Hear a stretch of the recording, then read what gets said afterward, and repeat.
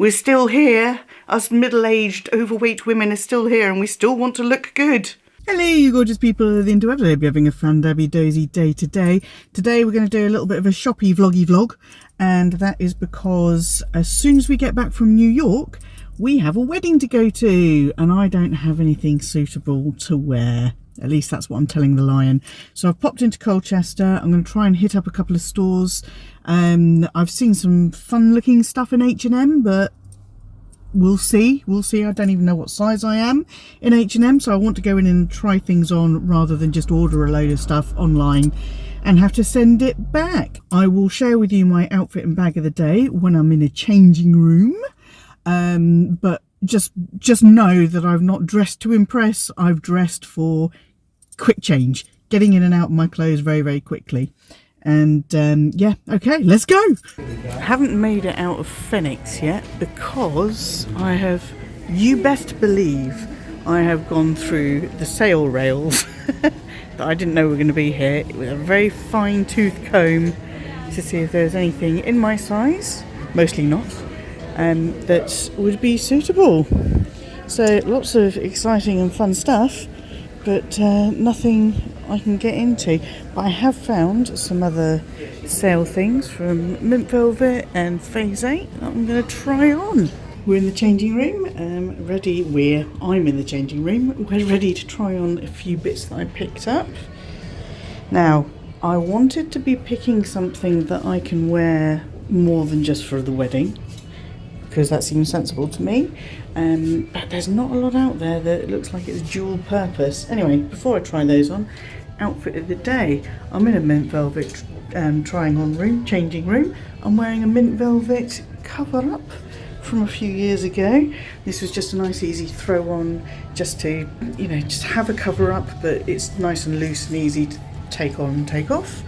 I've got just like a little M&S vest top, my John Lewis with pockets cut out in the side, again elasticated waist, really easy to get on and off, and matching the khaki coloured Berkeys to my t-shirt, to my vest top.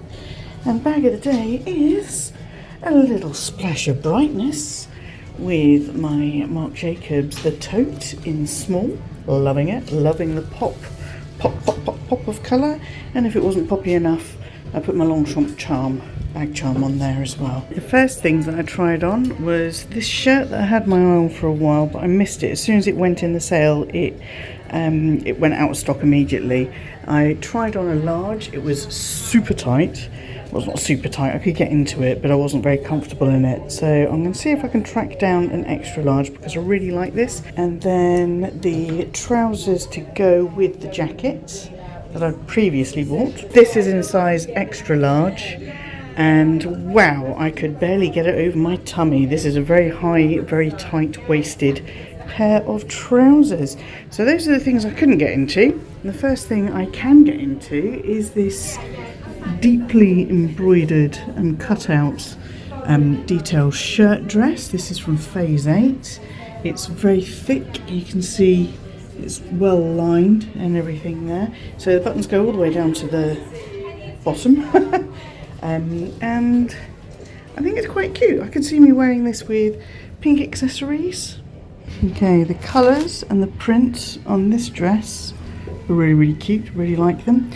Can you see what the problem is? It's a lovely frock, but it's saying no to the Norks. Okay, this frock is very cute. Very, very, very cute. A bit concerned about the colour being a bit too close, maybe a little bit insipid against my skin tone. It fits nicely.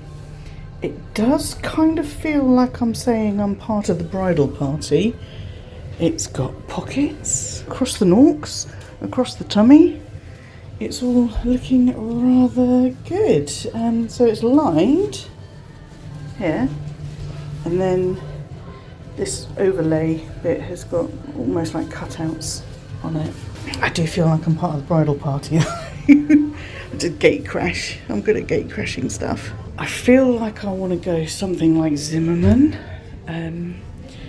But there is a brand here actually I found that's called Forever New. I think it's an Australian brand because on all the sizing it has the Australian sizing up first. Their stuff looks like the stuff that I'm looking for, kind of Zimmerman-y-esque. This is the brand I was talking about, Forever New. So I love this kind of lilac-y confection. It's got the nice big long blouse-on sleeves that I'm looking for. It's got the sort of V, but I mean you could wear it done up, you could wear it with the V. This one is quite a bit longer than I'm looking for. They've got like shirts and things, but they all seem to stop at a size 16. I've not seen anything bigger than a size 16. This would be it. This would be what I would be going for. Although it looks a little bit short, but this is what I would be trying. This is the thing that I'm looking for that I can't find. So this one's a size 14.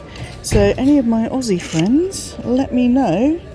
Is Forever New an Aussie brand? Oh, that's really sweet. Yeah. I think that's so wedding appropriate, but I could wear that just for everything else, anything else. Well, that finished abruptly, didn't it? I wasn't going to put this footage out, but then I watched through it again, and I wasn't going to put it out because it was unsuccessful, and I will go into the reasons why. I wasn't going to put it out. I decided I would because I thought it could be a really good discussion point, because I'm pretty sure I'm not alone out here. I tried on those dresses and those other bits and pieces, and I was looking around the store and I just couldn't, I was getting more and more frustrated that I couldn't find anything that I wanted in a size that would suit me. There was loads of options if you were really, really tiny, but nothing if you were kind of my size. So I internalised a mini strop.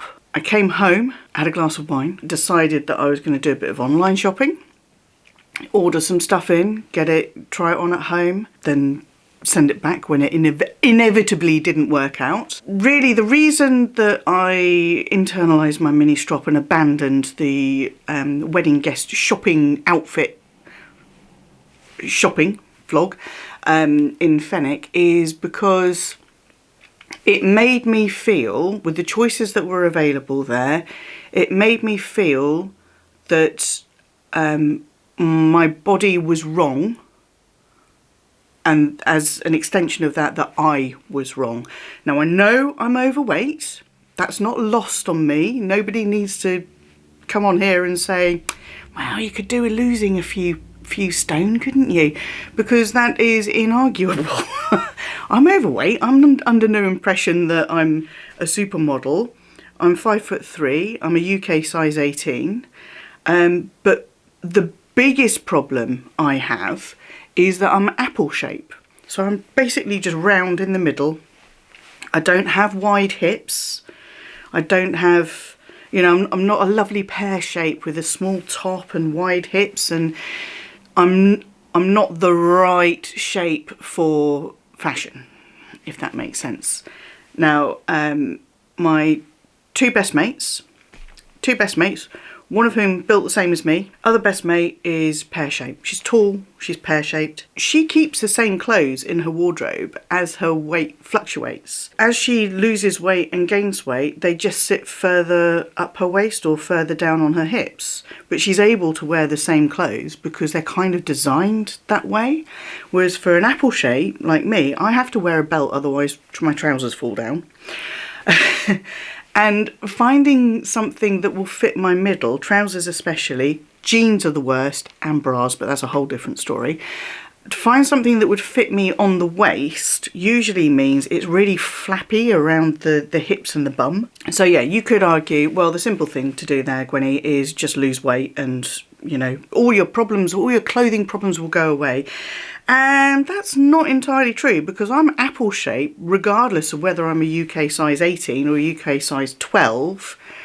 The only time I wasn't apple shaped was when I lost a huge amount of weight, almost 6 stone, when I did a lighter life. There was a brief time when I was a UK size 8, which I believe is a US size 4, and I was super skinny. I looked awful, but there was a brief time there where I wasn't apple shape, because there was a brief time there when my waist actually went in. But that is my build. I am an apple-shaped person. Basically, I just felt like the whole fashion world was conspiring against short-legged, apple-shaped women with big boobs. So I try to keep my channel quite light-hearted and just share the fun stuff and the things I'm excited about with you.